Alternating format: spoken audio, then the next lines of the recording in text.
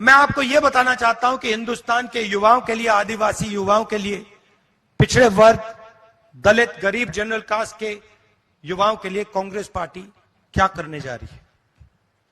सबसे पहला कदम हमने गिनती की है, हिंदुस्तान में 30 लाख सरकारी वैकेंसीज हैं। 30 लाख। मोदी जी इनको भरवाते नहीं है, बीजेपी इनको भरती नहीं है। सरकार में आने के एकदम बाद हमारा पहला काम होगा कि 90% को 30 लाख सरकारी नौकरियां हम दे देंगे।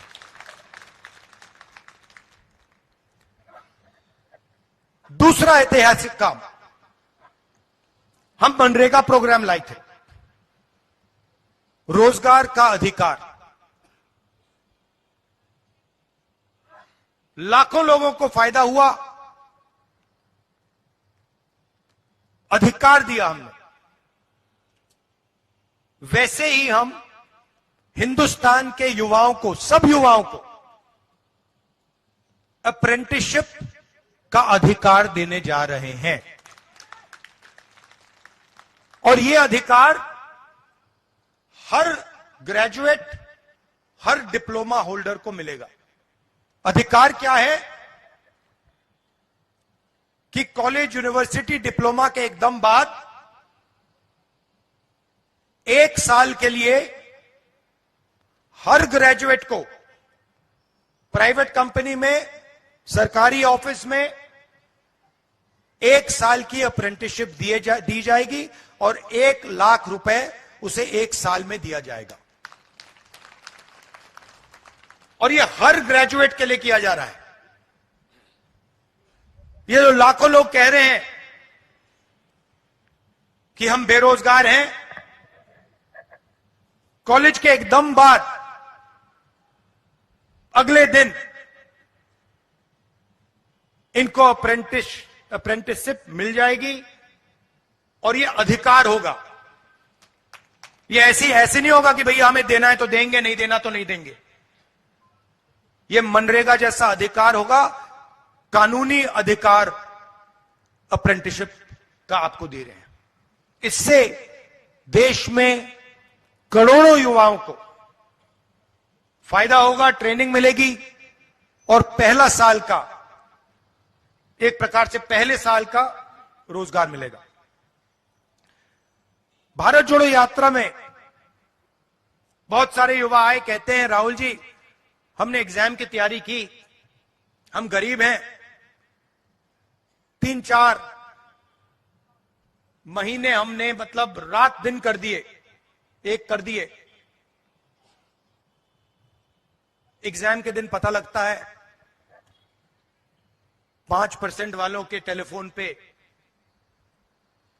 Paper leak. हम ईमानदारी से काम करते हैं और जिनके पास धन है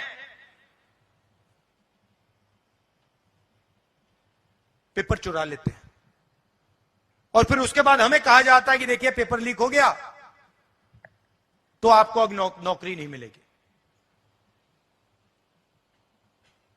पुलिस की भर्ती में होता है, पटवारी, सब भर्तियों में होता है। तो हम एक नया कानून लाएंगे,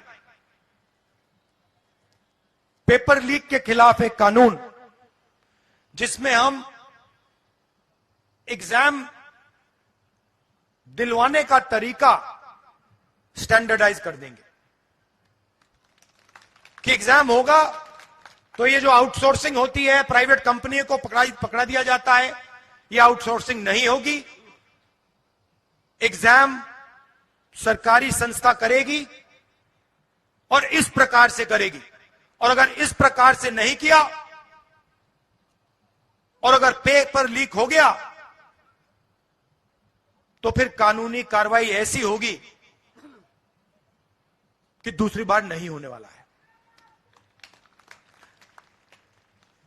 चौथी चीज युवाओं के लिए बहुत सारे युवा उबर, ओला, डिलीवरी का काम करते हैं।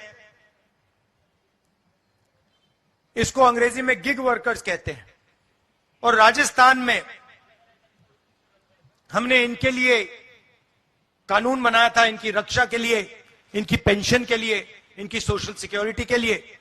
जो कानून हमने राजस्थान में बनाया था, वही कानून हम पूरे हिंदुस्तान में लागू करने जा रहे हैं कि जो ड्राइवर का काम करता है, सिक्योरिटी गार्ड का काम करता है, उबर का काम, ओला का काम, ये पिज्जा डिलीवरी जो होती है, ये जो सब युवा हैं,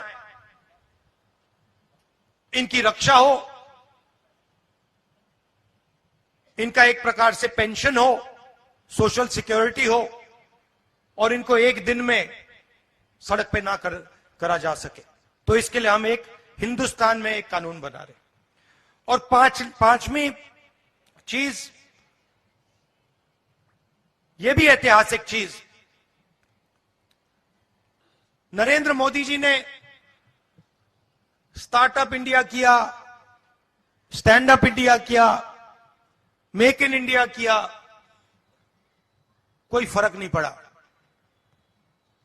वो सारा का सारा 2-3 अरबपति उठा के ले गए। नरेंद्र मोदी जी की मार्केटिंग जरूर कर दी, टीवी पे उनका चेहरा जरूर दिखा दिया, मगर जो युवा हैं उनको ना स्टार्टअप मिला, ना मेक इन इंडिया मिला। तो हमने 5,000 करोड़ रुपए स्टार्टअप्स के लिए एक फंड बनाया है,